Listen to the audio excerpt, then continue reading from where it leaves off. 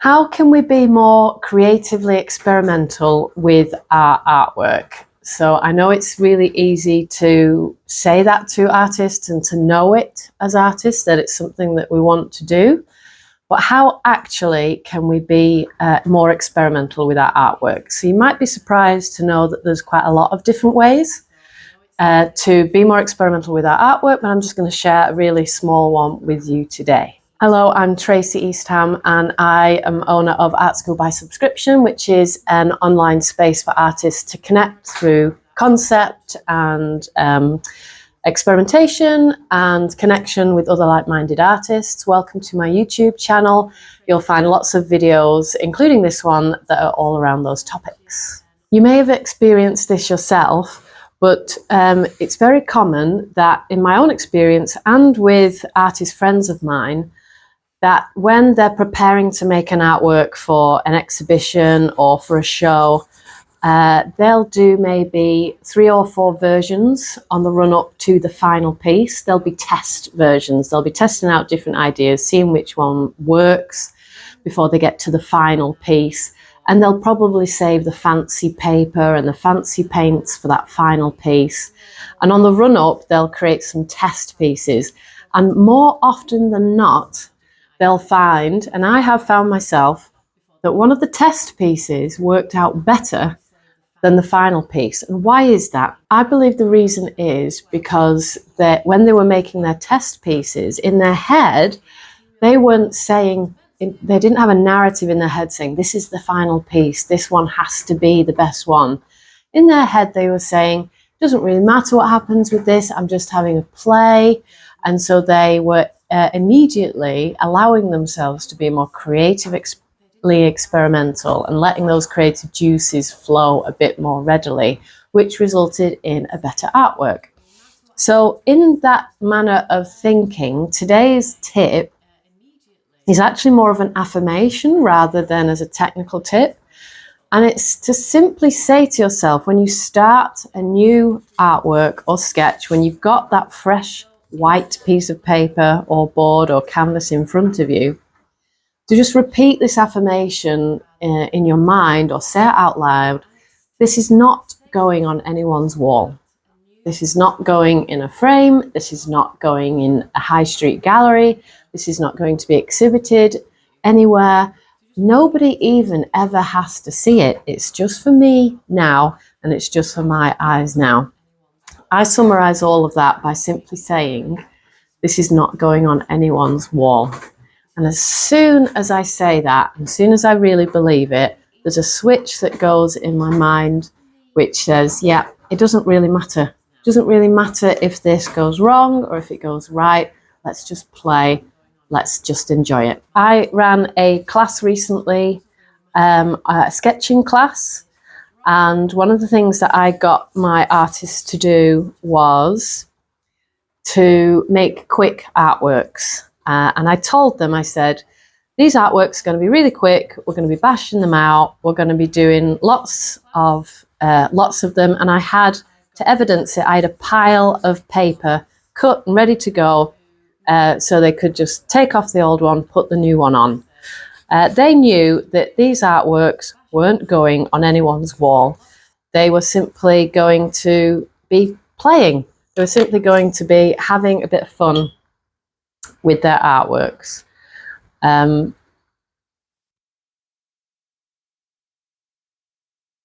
Some of the sketches that they did were really quick.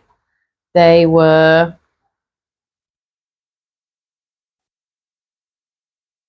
like 2 minutes long. And some of the artworks had other limitations on them, like only using one colour. Only using one colour is a really good way to free us up to be a bit more experimental. Because we've got the limitation of not having the full remit of colour, we don't have to worry with colour mixing, we don't have to worry about getting the exact colour right, because we've only got one colour. That limitation is freeing us up to create a quicker, more instinctive and a more fun artwork. what we found in the workshop that I ran was that the longer we had to make the artworks, the more colours we had to mix, the more strained, the more laboured the artworks became. And the less fun they were, and you could sense that in the final pieces when we looked at them. The artworks which had that restriction of only one colour, the artworks that had the restriction where they could only do it in 1 minute or maybe 2 minutes if I was being kind to them, were better than the artworks that were done in 5 minutes or 10 minutes. They couldn't overthink it. And that's a really key thing. When we say to ourselves that, yes, this artwork is the final piece, we instantly tighten up.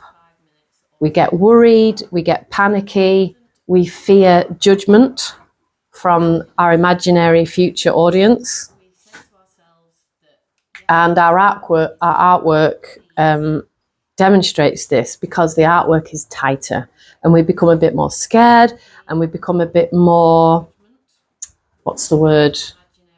restricted in our mark making or in our use of composition. We'll take less risks. So I know it seems a little bit oversimplistic, but we can go a long way to being more creatively experimental by simply reaffirming the affirmation, which is, this artwork isn't going on anyone's wall. If after you finish the artwork you think, actually, I really love this piece, I am going to frame it up and I'm going to put it in that exhibition, and then maybe it does go up on someone's wall, then that's fine, that's okay. But just try that simple affirmation when you're next sitting down, you're procrastinating, you're coming out of a bit of a rut, and you're not quite sure if you can do this or if it's going to be good enough, and you're not enjoying it because you're stressed about it and you're worried. Just simply sit down and say the affirmation, this isn't going on anyone's wall. This isn't going on anyone's wall. And just enjoy the process.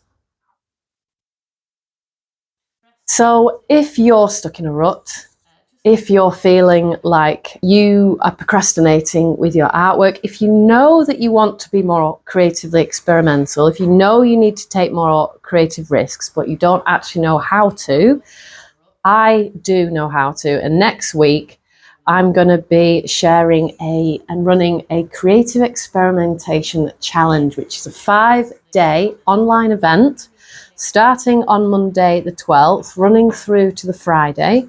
It's all online, very flexible, because all of the sessions will be recorded, and I'll be sharing with you a very structured 5-day process that I am really confident is going to bring masses of creative experimentation into your artwork. The purpose of the challenge is not to make perfect artworks. It's not to make artwork that's going to go up on people's walls. The purpose of the challenge is to open up your creative practice, more enjoyment, more instinctive art making. I'd really love you to join me in the challenge. So just click the link below to find out more.